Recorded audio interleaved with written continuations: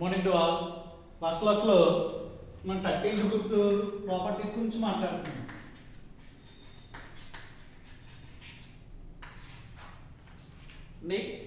యాక్చువల్గా ఈ ఎలిమెంట్స్ ఏవైతే ఉంటాయో వీటికి 3 టైప్ ఆఫ్ ప్రాపర్టీస్ ఉన్నాయని డిస్కస్ చేశాను. ఏంటమ్మా, they are atomic properties, physical properties and last one is chemical properties. ఏవైతే దీని గురించి డిస్కస్ చేయాలి. అటామిక్ ప్రాపర్టీస్ డిస్కస్ చేస్తాం, అలాగే ప్రీవియస్ క్లాస్లో ఫిజికల్ ప్రాపర్టీస్ ఏవైతే ఉన్నాయో వాటి గురించి డిస్కస్ చేస్తాను.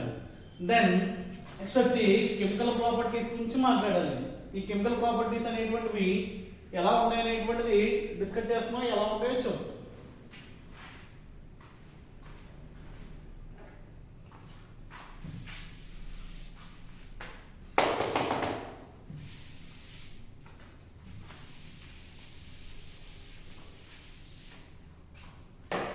Here chemical properties of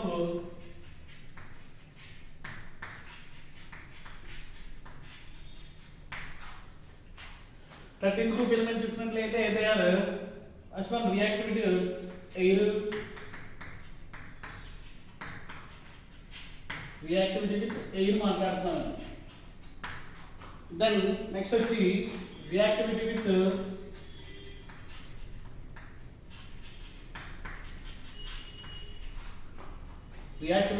with or towards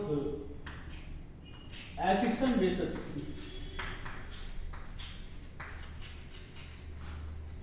And final reactivity with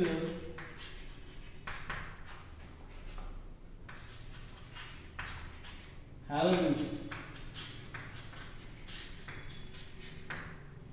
ఇలా వాటి ఉన్నటువంటి 3 ప్రాపర్టీస్ ఏవైతే ఉన్నాయో వాటి గురించి ఇలా మనం 3 కేటగిరీస్ కింద డివైడ్ చేసామండి.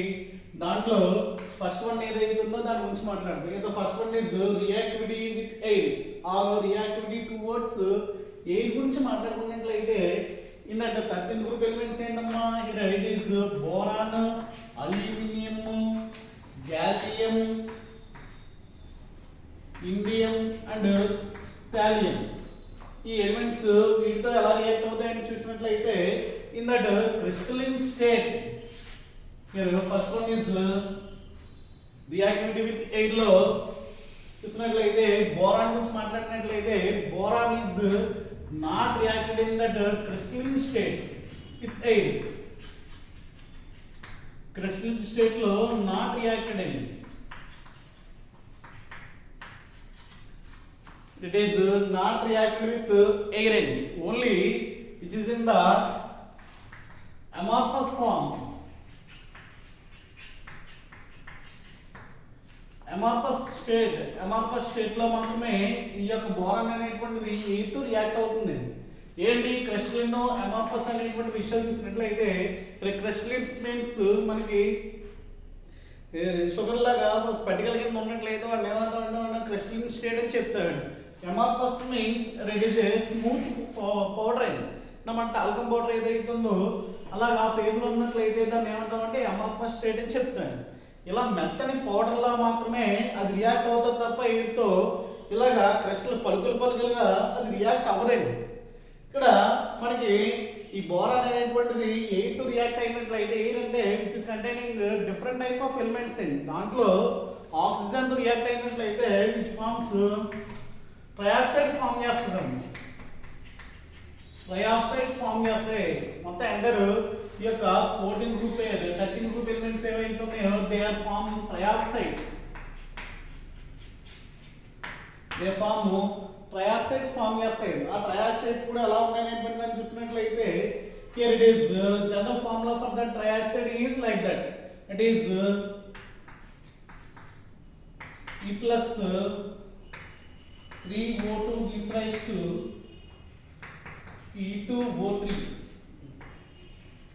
That's why you are required 4E. E means there is an element of 13 group element. E అంటే element. A element it may be boron, aluminum, gallium, indium or thallium. ఈ ఇక్కడ ఆ ఉన్నటువంటి ఎలిమెంట్స్ ఏవైతే ఉన్నాయో అట్లా చూసినట్లయితే మనకి జనరల్ రియాక్షన్ వచ్చి ఈ రకంగా ఉంటుందండి.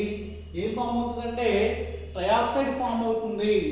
ఈ ట్రయాక్సైడ్స్ అనేటువంటివి ఏ రకంగా ఉంటాయి అనేటువంటి దాన్ని చూసినట్లయితే from the trioxide of boron, here it is boron trioxide is in the form of, ఇక్కడ దాని గురించి మాట్లాడదాం. చూసినట్లయితే ఏ రకంగా ఉంటుందో చూద్దాం.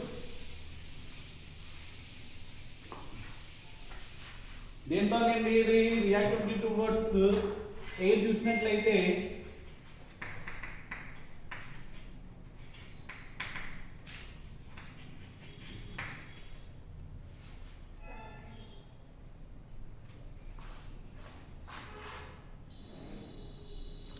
ఇక్కడ రియాక్టివిటీ టు ఎయిర్ అనేటువంటిది చూస్తామండి. దీంట్లో చూసినట్లయితే మనకి ఏం ఫామ్ అవుతుందమ్మా? జనరల్ ఈక్వేషన్ ఏంటని చెప్తున్నాం? 4e plus 3o2 gives rise to e2o3. It is 2e2o3 అనేటువంటి జనరలైజ్ ఈక్వేషన్ వచ్చింది. మనకు ఉన్నటువంటి ఎలిమెంట్స్ ఫామ్ చేసేటువంటి ఆక్సైడ్స్ ఏవైతే ఉన్నాయో వాటి యొక్క ట్రయాక్సైడ్ చూసినట్లయితే బోరాన్ తో ఫామ్ చేసినటువంటి which is B2H6, B2O6 అనేటువంటిది it is nothing but B2O3 and boron trioxide అనేటువంటిది మనకి ఎసిడిక్ ఇన్ నేచర్ అండి.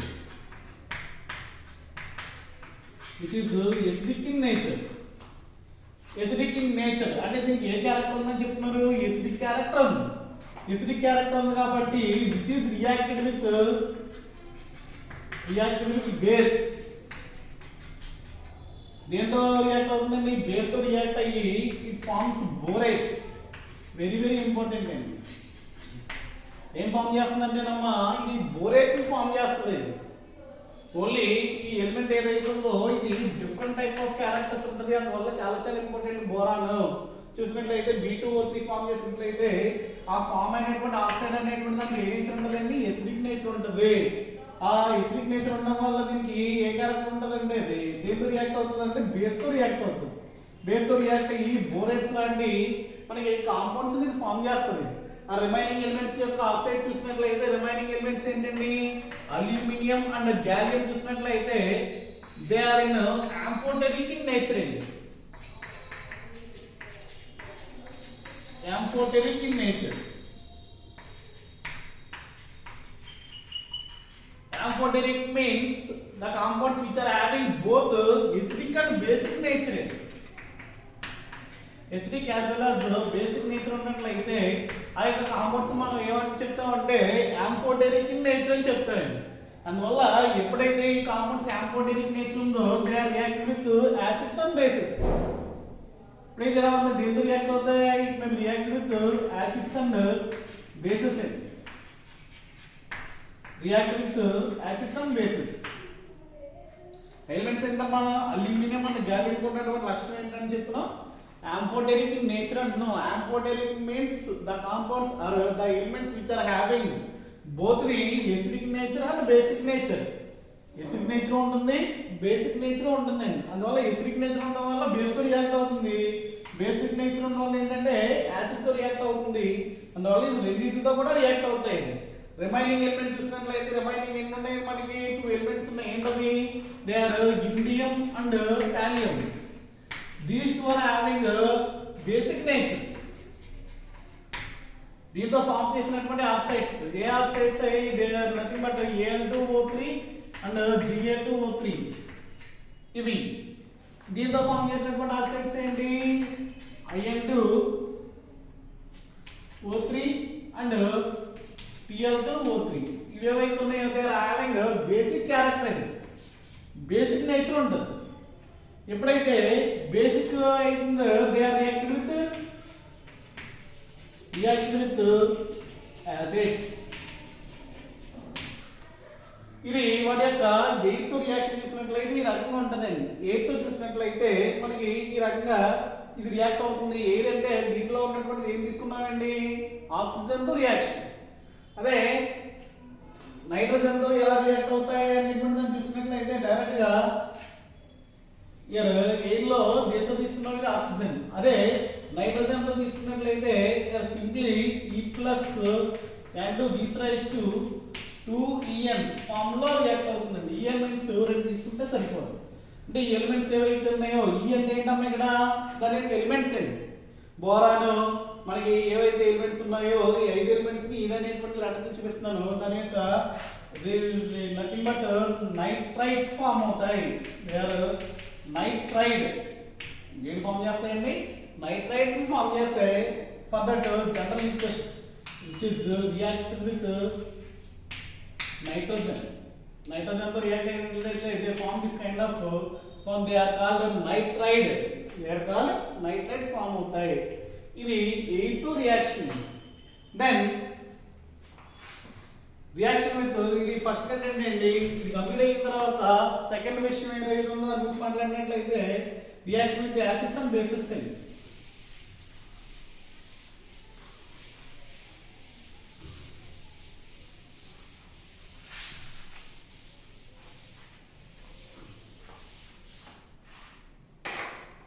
Here second category it is reactivity towards or reactivity with ఏదైనా రాస్తే పర్లేదండి.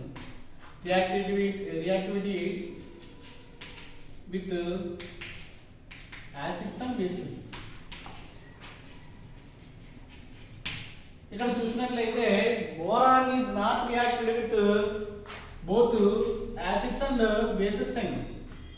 బోరాన్ డయాక్సైడ్ ఏదైతే ఉందో దానికి నేచర్ ఉంటుంది తప్ప బోరాన్ అనేటువంటి దానికి ఏ నేచర్ ఉంటుంది. అందువల్ల boron not reacted with acids and bases. Reacted with acids and bases.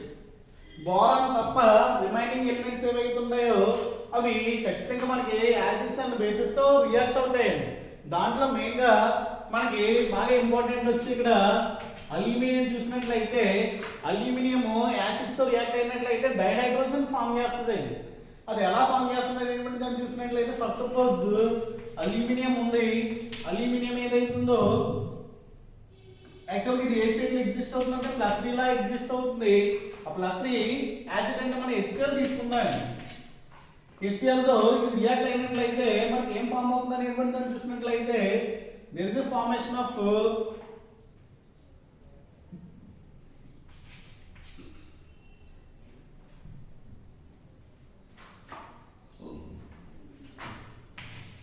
Al plus అంటే ఇక్కడ రెండు తీసుకుందాం. రెండు తీసుకున్నట్లయితే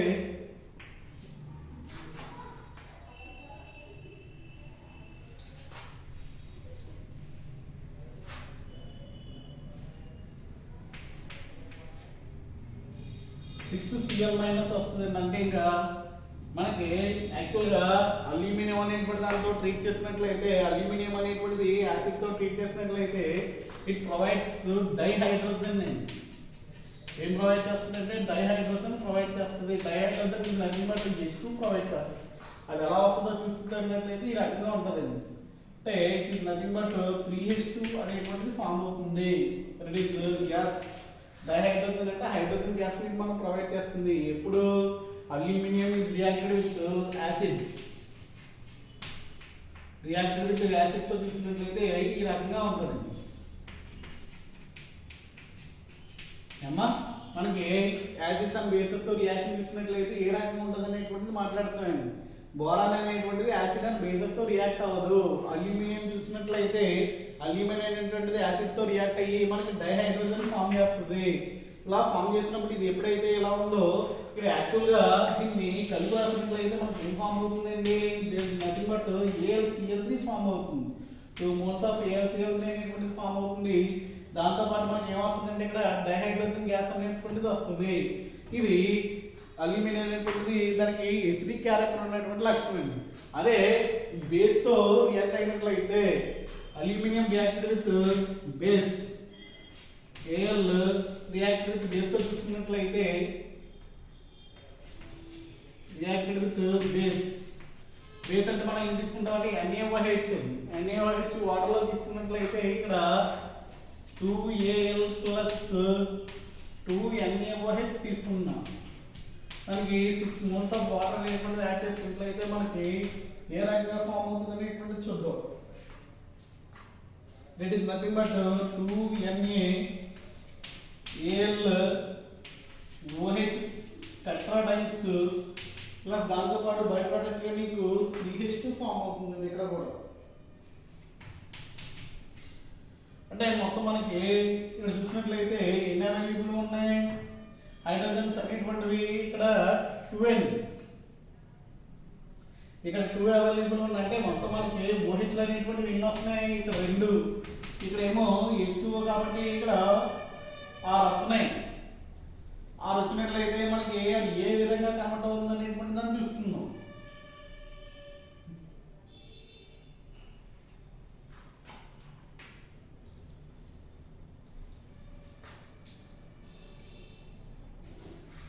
and that is nothing but tetrahydroxoaluminum which is name of the compound is sodium tetrahydroxoaluminate which in the form of Na plus minus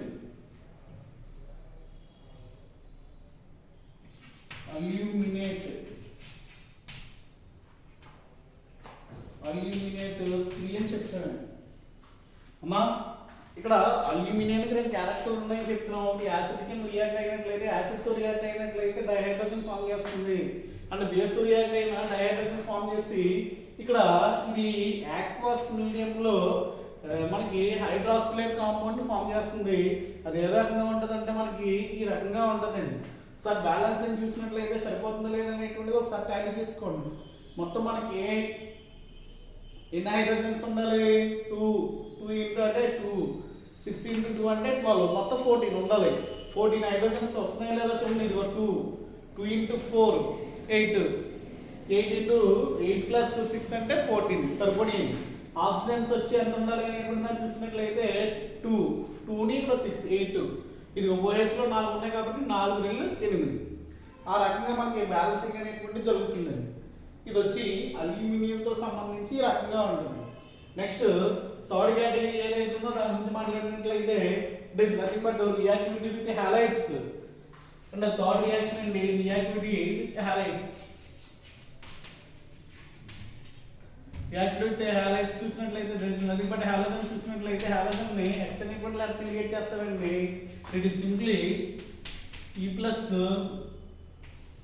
3x2 gives rise to EX3 కింద form అవుతుంది అందువల్ల మనకి 2 మోల్స్ తీసుకున్నట్లయితే ఈ రకంగా మనకి ఈక్వేషన్ అనేటువంటి set అవుతుందండి it may be BCl3 BF3 BI3 ఇలా అంటే దానికి ఎప్పుడు కూడా ఆల్రెడీ మనం మాట్లాడుకుందాం మనకి 13 గ్రూప్ ఎలిమెంట్స్ ఏవైతే ఉన్నాయో వాటికి ఏ క్యారెక్టర్ ఉంటుందండి ట్రైవాలెన్సీ ఉంటుంది ఏ వ్యాలెన్సీ ఉంటుంది ట్రైవాలెన్సీ ఉంటుంది కాబట్టి మనకి ఈ టైప్ ఆఫ్ ఎగ్జాంపుల్ గా నువ్వు బోరాన్ తీసుకున్నట్లయితే 2B ప్లస్ 3Cl2 తీసుకున్నట్లయితే which converted to 2BCl3 form అవుతుంది ఇవి హాలైడ్స్ యొక్క ప్రిపరేషన్ సంబంధించినటువంటి విషయం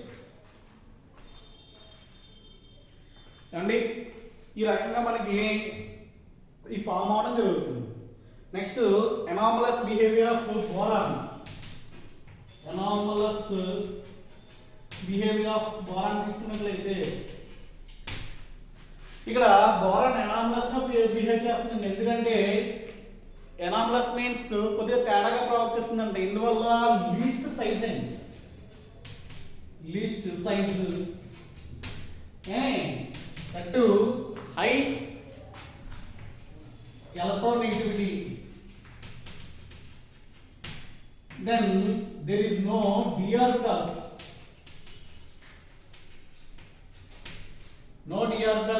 వల్ల ఏంటంటే ఇది కొద్దిగా మిగతా ఎలిమెంట్స్ తో కంపేర్ చేసినట్లయితే which is act as a different behavior here then due to the lack of d orbitals which is only covalent bonds are formed remaining elements are hydrolyzed in the case of aluminum or remaining except boron they are form tetrahydroxy compounds like this but boron it is not involved in such type of reactions and only which is forms covalent bond which forms covalent bonds to trivalent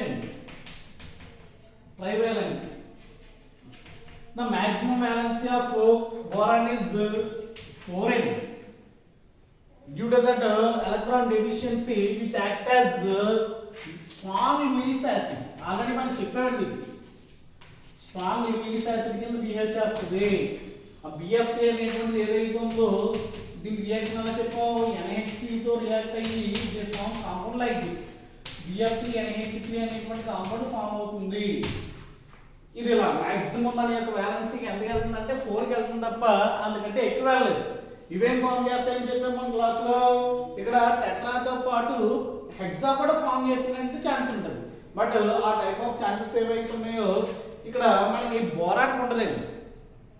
anomalous behave చేస్తున్నట్లయితే ఎందుకు కొద్దిగా తేడాగా ప్రవర్తిస్తుంది అనేటువంటి reasons వచ్చి least size and high electronegativity when compared to all the methyl group elements. Here in the case of this one no d orbitals. దానివల్ల ఇది strong Lewis acid కింద పనిచేస్తుంది. లూయిస్ యాసిడ్ కింద పనిచేసి మనకి ఈ రకమైనటువంటి కాంపౌండ్ ఫామ్ చేస్తుంది. ఎలక్ట్రాన్ డెఫిషియెంట్ లూయిస్ యాసిడ్ అంటే ఎలక్ట్రాన్ డెఫిషియెంట్ కింద ఉంటుంది.